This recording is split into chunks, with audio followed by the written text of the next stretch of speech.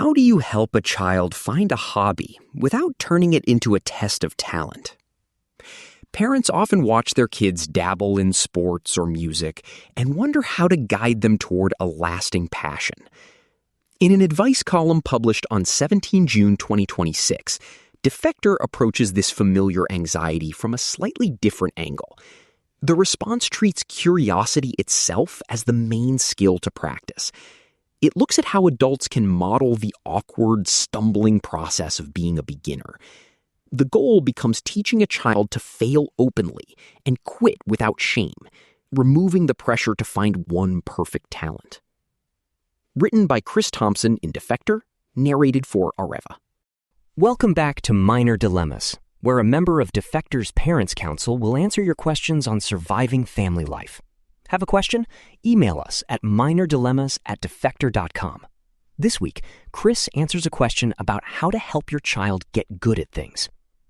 Greg, how do I plan to introduce or get my daughter into the things she'll like and excel at? There's so much. Jock life, artist life, etc. Greg, this is a good question, and something that I also had anxiety about as a younger adult and a newlywed when I would imagine myself as a dad. How do I help my kid find the things they are good at, stick with them, and enjoy them? I worried about this a lot because I had the experience of entering legal adulthood motivated by precisely nothing. Not just marketable and/or productive things. I had no interest in anything other than distracting myself moment to moment from ennui and existential despair. My problem was not that I had failed to become good at things. I'd been decent enough at some of the things I'd picked up and dropped, including the sports I'd been obsessed with, but I didn't know how or why to pursue a thing, or what to do when I encountered difficulty.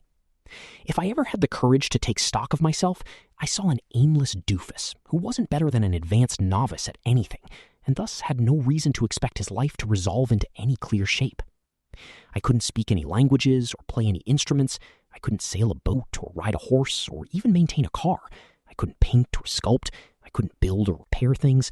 I'd never been anywhere or seen anything.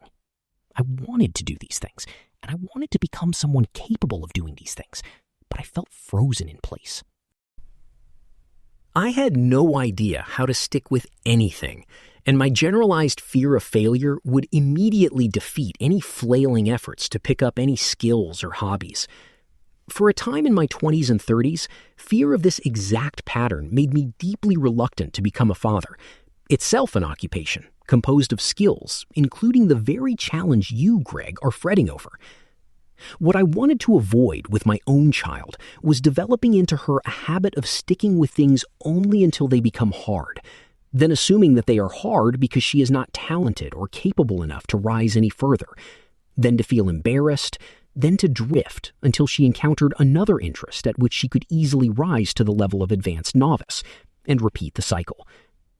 Fortunately, I am married to a person who is incredibly great at pursuing things, who over more than 2 decades of marriage has taught me a thing or two about how to choose a thing, how to know if it's hitting, and how to be serious about sticking with it.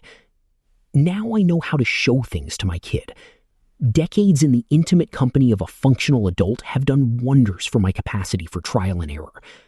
It turns out that being around people who know how to do a thing, in this case, who know how to try different activities without entering a years-long shame cycle, is a great method for self-improvement.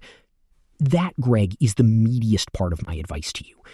The best way to learn a thing is by the example of a person who is good at it. And the best time to be taught by that person is when you are new to it and brimming with excitement. What we have done for our child is link together in her mind the excitement of doing a thing with the experience of seeking out and trusting someone who is great at that thing and who has an aptitude for teaching it. My daughter loves her ice skating, gymnastics, and Italian lessons, for example, because the people teaching her those things are kind and engaging teachers who make the process fun. She likewise loved her swim lessons, and she is now a better swimmer than I have ever been in my life.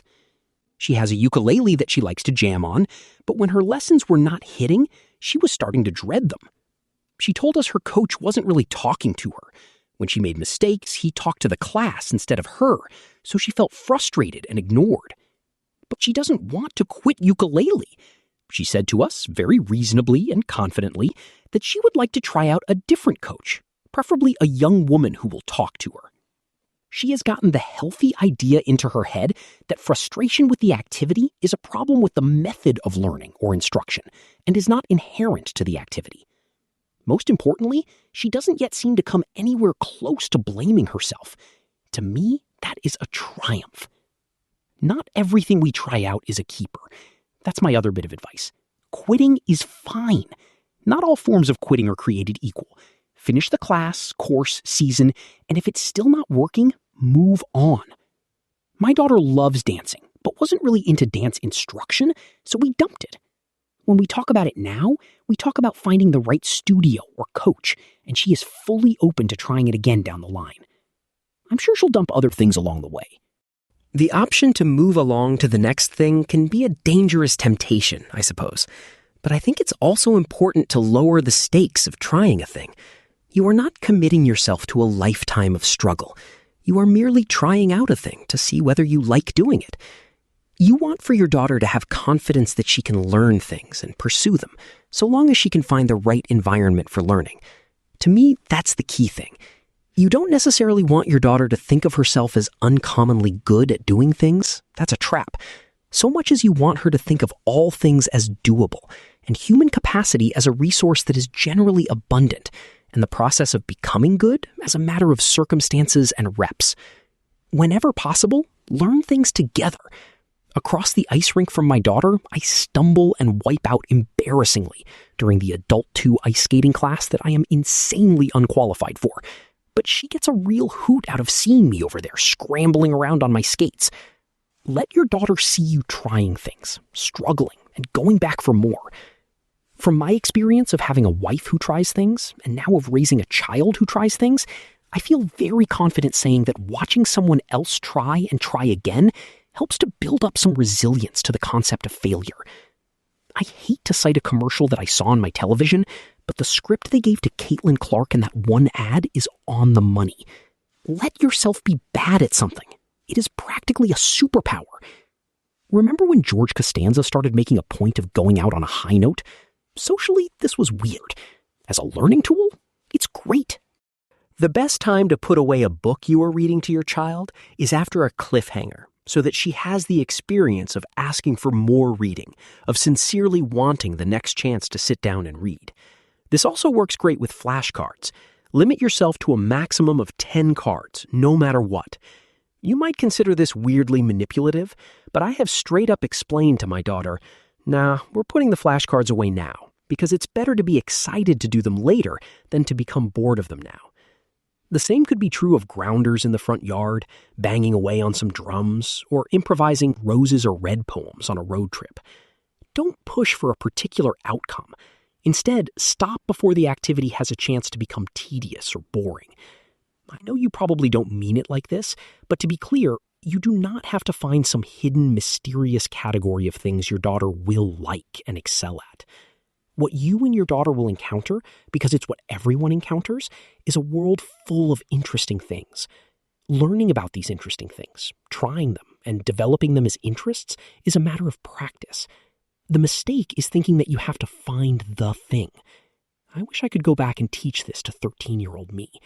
The more narrowly you restrict yourself to things I am naturally good at, the longer it will take to find the thing, and the harder it will be to accept setbacks and failures. If what you have is curiosity, and what you are good at is trying things and practicing, anything can be the thing. Take it seriously and make it fun, Greg. Don't put a ton of pressure on yourself or your kid to develop curiosities into hobbies, or hobbies into pursuits, or pursuits into the shape of the future.